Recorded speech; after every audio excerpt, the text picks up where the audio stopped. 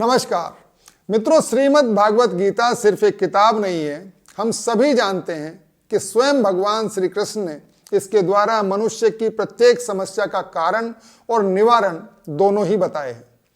साथियों, बहुत सारे संशय थे मेरे मन में श्रीमद् भागवत गीता के संपर्क में आने से पहले तक, और मजे की बात यह है कि इन संशयों के होने के कारण ही मैं स्वयं को ज्ञानी भी समझता था।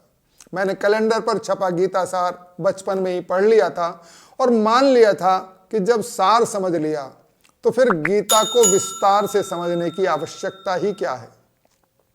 मुझे लगता था कि ये सब किताबी बातें हैं कि मृत्यु और कुछ नहीं, मात्र वस्त्र बदलना है। मैं सोचता था कि अपने सगे संबंधियों को संपत्ति के लिए मारना अनुकरणीय कैसे हो सकता है भला।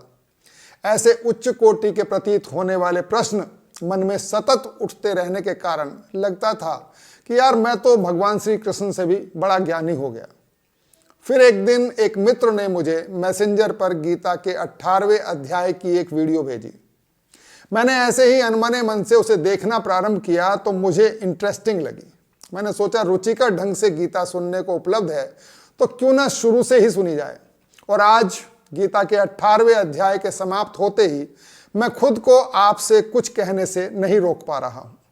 मुझे सबसे ज्यादा प्रभावित गीता में लिखी इस बात ने किया कि प्रकृति के 3 गुण हैं, सत, रज और तम। हम सभी के संपूर्ण कृत्य इनमें से ही किसी गुण के हमारे भीतर प्रभावी होने के कारण संपादित होते हैं। तीनों ही गुण किसी न किसी बंधन में हमें बांधने वाले होते हैं। सतोगुण जहां व्यक्ति को ज्ञान के बंधन में बांधता है, वहीं रजोगुण सकाम कर्म के बंधनों में, और तमोगुण प्रमाद और अहंकार के बंधनों में। तमोगुणी व्यक्ति न सिर्फ स्वयं के दुखों का कारण बनता है बल्कि दूसरों के कष्टों का भी साधन होता है। रजोगुणी व्यक्ति ऐशो आराम की कोई निश्चित सीमा न होने के कारण किसी न किसी वस्तु को प्राप्त करने के लिए निरंतर संघर्षरत रहने के कारण दुखी ही बना रहता है।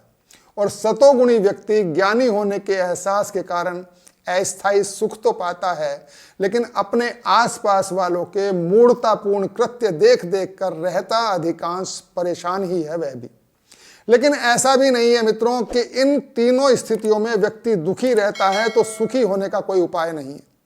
श्री कृष्ण भगवान ने सुखी होने का उपाय दृष्टा भाव को बताया है। यानी जब आप ये समझने लग जाएं कि कोई भी अच्छाई बुराई मेरी अथवा किसी अन्य व्यक्ति की नहीं बल्कि उसमें प्रभावी रूप से विद्यमान गुण की है, और आप स्वयं को अथवा अन्य व्यक्ति को केंद्र न मानते हुए उन विशेष गुणों पर फोकस करने लग जाएं जो कि परिवर्तनशील हैं, तो आप दृष्टा बन जाते हैं।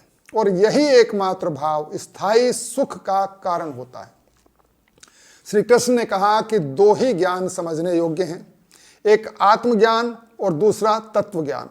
आत्मज्ञान माने स्वयं का ज्ञान और तत्व ज्ञान माने परमात्मा यानी 8 तत्वों पृथ्वी, जल, आकाश, अग्नि, वायु, मन, बुद्धि, अहंकार में समाहित एकमात्र तत्व का ज्ञान। मित्रों, भगवान श्री कृष्ण का यह ज्ञान केवल एक किताब के ही भीतर समाया हो ऐसा भी नहीं है। वास्तव में गीता उस किताब से कहीं बाहर भी सतत बहती रहती है। और जहां एक ओर अधिकांश लोग गीता पढ़ने के बाद भी उसका मर्म नहीं जान पाते और ज्यों के त्यों बने रहते हैं उसे पढ़ने के बाद भी, वहीं दूसरी ओर कुछ लोगों का कनेक्शन बगैर गीता पढ़े भी डायरेक्ट कृष्ण से हो जाता है, और जिनके जीवन में रातों रात ऐसे परिवर्तन आ जाते हैं कि लोग दांतों तले उंगलियां दबा लेते हैं। मित्रों, गीता एक महासागर है और मैं उसके सामने चींटी से भी छोटा सा एक जीव। उसका बखान करना मेरे लिए बेहद मुश्किल है। फिर भी कभी भी कुछ और समझ में आएगी तो निश्चित रूप से आपसे शेयर करूंगा। तब तक के लिए आज्ञा, नमस्कार।